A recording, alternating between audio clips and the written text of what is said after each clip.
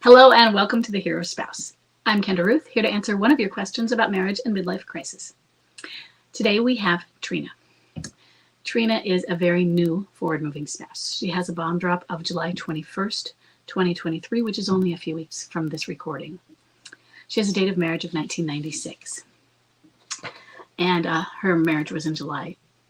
She was almost at her anniversary, so that has been really challenging. And I know many of you understand that. All of you. She thinks she has an off and on, but we're going to go over that. It's really too early to tell. And she says she's unfamiliar with energy level terms, which makes sense right now. This is beyond raw new. She said less than a month from bomb drop, and he has moved out. He says I can stay in the home and he'll still pay. He says he doesn't want me to worry about finances, etc. I plan to get this drawn up ASAP via a post-nup, but over time do they get less fair, especially if an alienator starts making demands. While going through midlife crisis and so highly disrupting our home life, are they able to function normally at their jobs? And then we have a couple of these that she asked also during our live video in the comments, so I'm going to go over those as well. So let me pull up that from my non-printed sheet. She says, he just moved out. Should I remove our wedding photos from the mantle or keep them up? He'll be over on occasion to fix things at the house, and I wonder if I should neutralize or keep the wedding photos where I had them. And then when they're with their alienator, they still cycle and have various personalities. Or do their alienators get a really nice, charming version of them? So these are all a really good newbie questions. So the first one, and I've talked about this before, there's never a guarantee on any of these, but many times over time they do get less fair. Oftentimes what they have, if they have given you a sweetheart of a deal, or they've said they will, they are saying it in a desperate scream one night, I'll just give me everything, let me go and I'll give you everything. And then the next day that scares you. You want to be a standard, you're like, I better take care of this. And so the next day you're like, you know what you were saying yesterday? Okay, let's work on that. I did this, and it was probably very close, like where you are in it. And the next day when I nervously brought it up to Chuck, he's like, oh, what? You're just a gold digger. Yeah, I would still be digging looking for that gold, I'll tell you.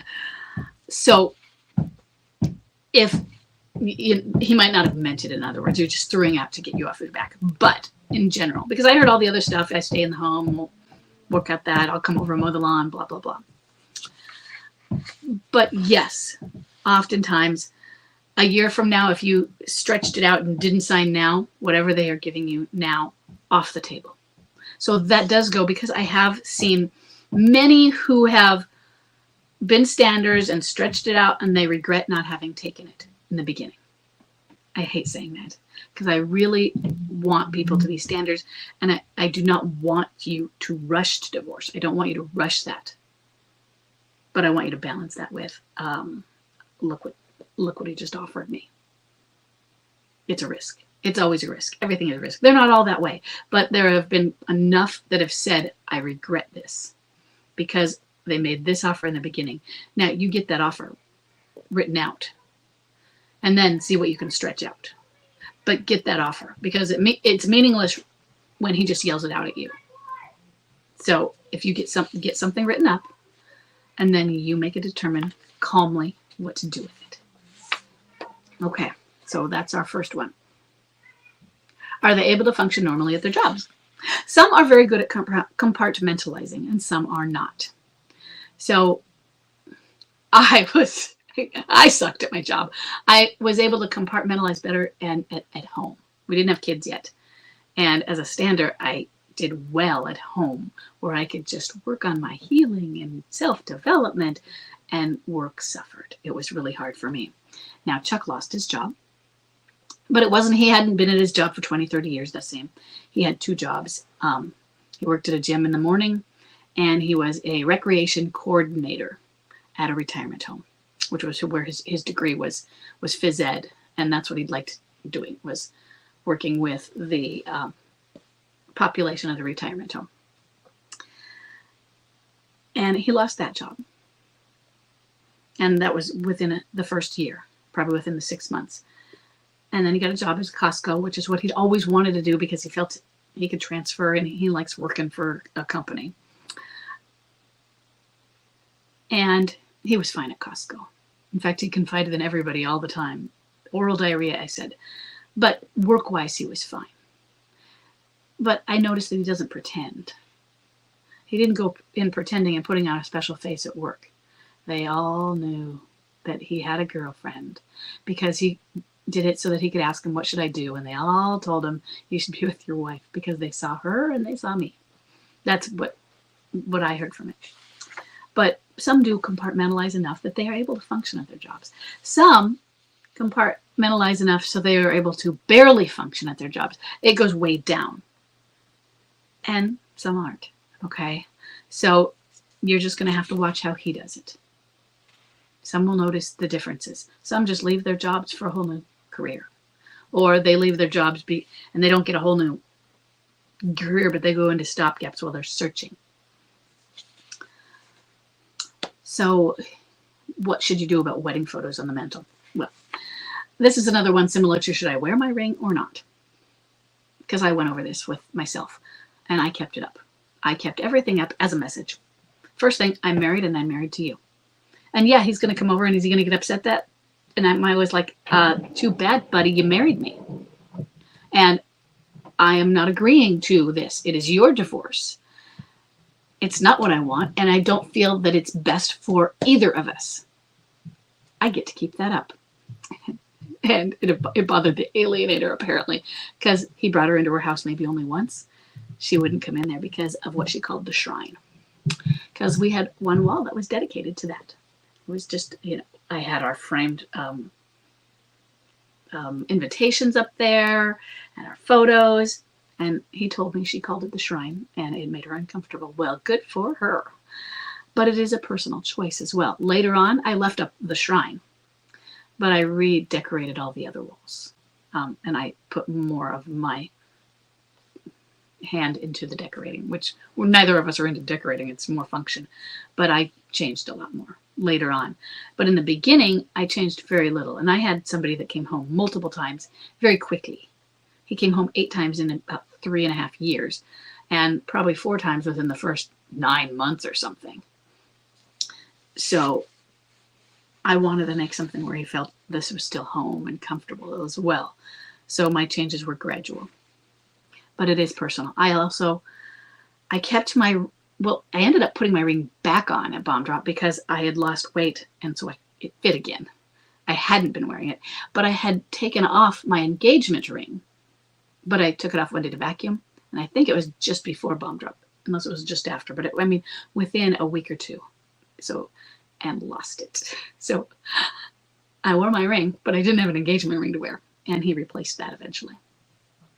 So all of those are personal decisions, such as with the ring. Do you take it off because it's a symbol of something so sacred that is not good now, and I'm putting it in a place to save for that? Or are you leaving it on for that reason? Because, hey, this is an unbroken circle and I'm still committed to you. Both of those are valid. Okay, let's look at some of the others you asked. Okay, well, how are they with the alienator? So they probably still cycle with I don't know about the various personalities. And I don't know if the alienator would have that same recognition of various personalities as we would. But they don't necessarily get really nice, charming version of them. Now, in the beginning, maybe they do. I finally got my fantasy. I've been dreaming of being with this person, this woman, and now I've left and woohoo! But wait a second. There's a wife down there on the other side, maybe with kids, and I have to go visit my kids. And my wife is calling me. The fact that you exist, so your presence, that your existence creates and causes conflict. Now, so there's conflict because you're there. Now, there's conflict because by being with her, he has proven himself to be not trustworthy with monogamy. So why would she trust him? If you'll do it to one, you'll do it to another. So she is already not trusting. She may have some paranoia, and she should. He's a known infidel. So this is going to create conflict in their relationship. Affairs are often highly conflicted. I'm not going to say high conflict because that has a few different meanings. When I say high conflict, I'm talking about relationships, and we talk about children are better off if their parents are together, if the relationship is not high conflict. So when I say high conflict in this, it's a different kind. That might be saying that they're not better off, but it could be high conflict now in this temporary piece of during midlife crisis with you as well,